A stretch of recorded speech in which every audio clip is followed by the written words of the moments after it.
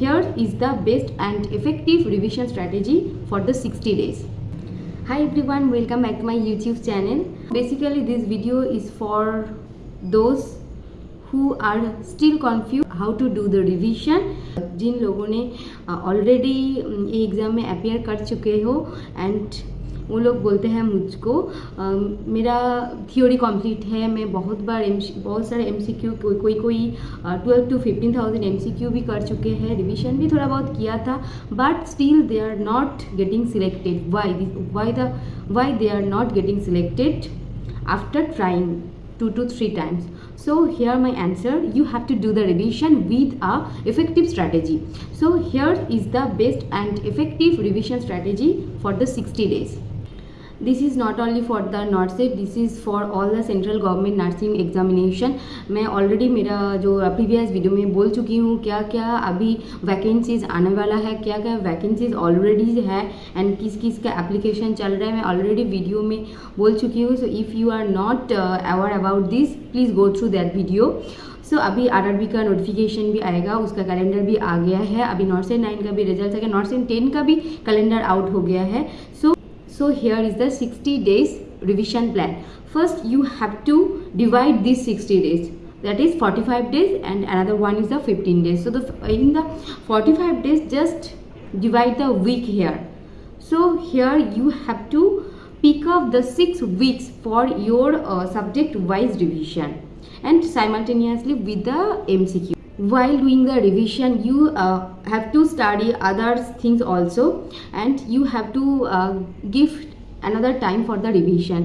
Just like आपका, मैं मान लेती हूँ आपका थ्योरी कंप्लीट हो गया, आप बहुत सारा MCQ भी कर लिया, बट स्टिल मैं फिर से ये बोलूँगी आपको डे को डिवाइड करो. डे को जो मॉर्निंग से लंच तक, इसमें आप जो न्यू दूसरा सब्जेक्ट्स और कोई भी सब्जेक्ट्स उठा के आप स्टडी कर सकते हो. एंड नेक्स्ट जो उस टाइम में आप MCQ के लिए टाइम रख सकते हो, न्यू वाला जो MCQ, new videos from YouTube और योर कोचिंग इंस्टीट्यूट जो स्टडी मटेरियल दे रहा है, जो new things you can study in this plot.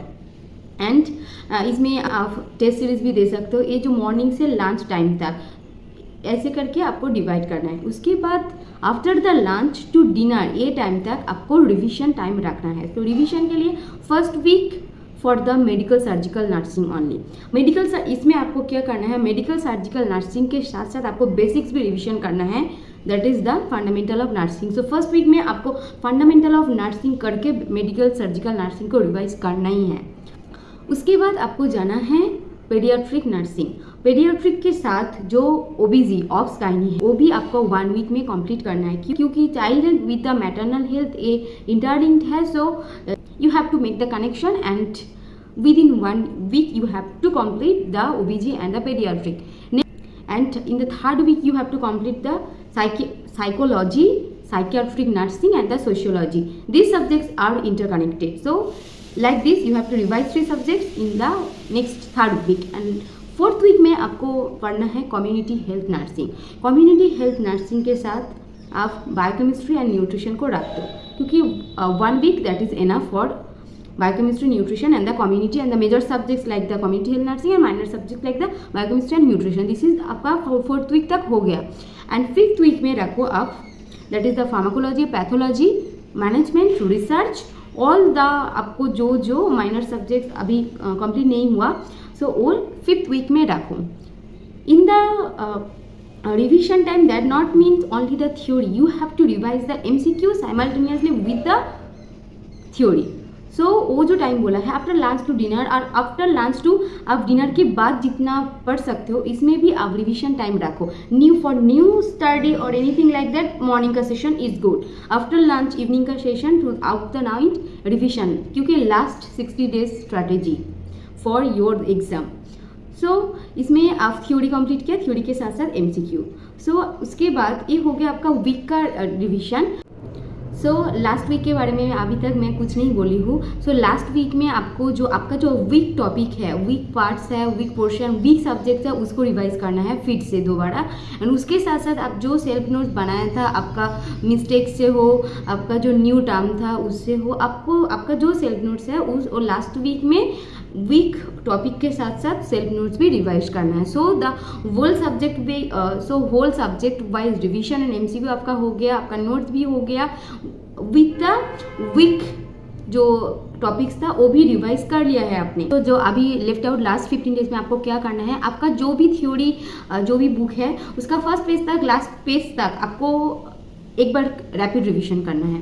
सो इतना थॉरोली भी नहीं करना है आपका वही पेज में अटक जाओ, एक इतना रैपिडली करना है आपको, क्योंकि ऑलरेडी आप थ्योरी कंप्लीट करके रिवीजन किया 6 वीक्स तक, उसके बाद तो इतना भी टाइम नहीं लगता है 1 पेज पढ़ने के लिए। सो उसके लिए एक बुक के लिए 15 डेज का rapid revision is quite enough. So आपको और एक बार बुक को अच्छे से रैपिड रिवाइज करना है। इसमें आपको ध्यान देना है कौन सा आपका जो सेल्फ नोट्स के बारे में भी ध्यान देना है, उसके साथ साथ जो हाई ईएल टॉपिक्स है उसमें ध्यान देना है, उसके साथ साथ जो इंपॉर्टेंट वन लाइनर है, जो इंपॉर्टेंट जो उसके साथ जो गोल्ड पॉइंट्स होता है एंड की पॉइंट्स टू रिमेंबर, ऐसा वाला जो होता है, जो टेबल्स अपेंडिसेस जो भी हो इसमें ऐड करके आपको पूरा रैपिड रिवीजन करना है। उसके साथ साथ आपका जो इंपॉर्टेंट एमसीक्यू जो आप ऑलरेडी नहीं कर पाए थे फर्स्ट टाइम में, सो वो भी करना है। ये है 15 डेज का। सो मैं अभी बोलूँगी एमसीक्यू कैसे प्रैक्टिस करना है। एमसीक्यू के लिए आपको जो daily 150 to 200 MCQ is enough, and उसके साथ साथ जो एमसीक्यू फर्स्ट टाइम नहीं हो रहा है, मैं बोलती हूँ उसको मार्क करके रखो। अगर मार्क करने में आपको ये वाला स्ट्रैटेजी अच्छा नहीं लगता है, इसके लिए आप एक मिस्टेक बुक भी कर सकते हो, उस जो मिस्टेक्स नोट्स, क्योंकि वो मिस्टेक नोट्स आप सेल्फ नोट्स के साथ रख सकते हो। उससे क्या होगा, जो मिस्टेक नोट्स में आपको वो डेली उसके लिए 10 to 15 मिनट्स टाइम रखो, वो बहुत अच्छे से रिवाइज हो जाएगा, वो मिस्टेक्स आप कभी भी नहीं कर पाओगे।